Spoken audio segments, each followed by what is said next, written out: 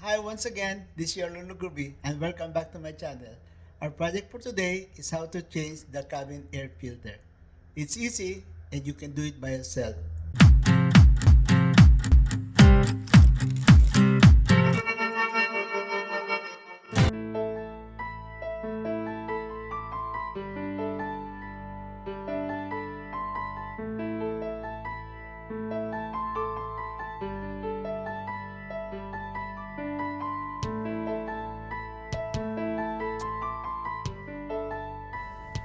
Start by opening the glove compartment. Then disconnect the lock using a pair of pliers and a screwdriver.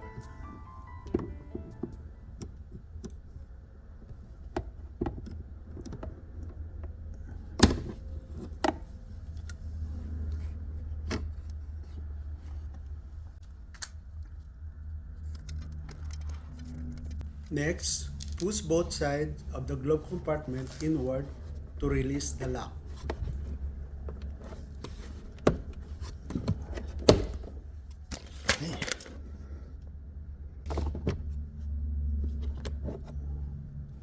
So to get to the filter, you have to squeeze this one in, just like that.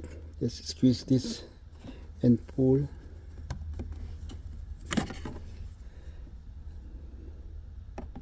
And there you have it. You remove the cover and then there's the filter. You have to pull it out and that's it. So to install the filter, just put this back in, just like that.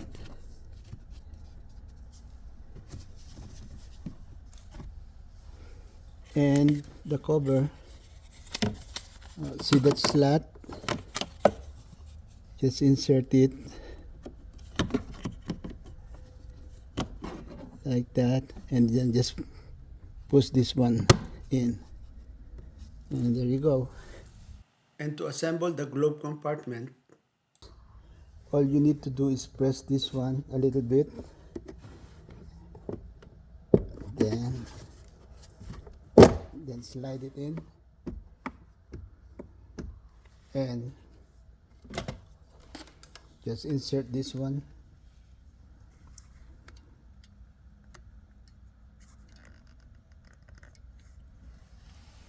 This, and just push this one in. That's it. There you are. Simple as that. So that's how you change the cabin air filter. It's easy and you need to check it once in a while so that it won't get dirty. So if you like this video, please subscribe to my channel and don't forget to share and like the video. Thank you so much for watching and have a good one, everybody. See you on my next video. Thank you and God bless.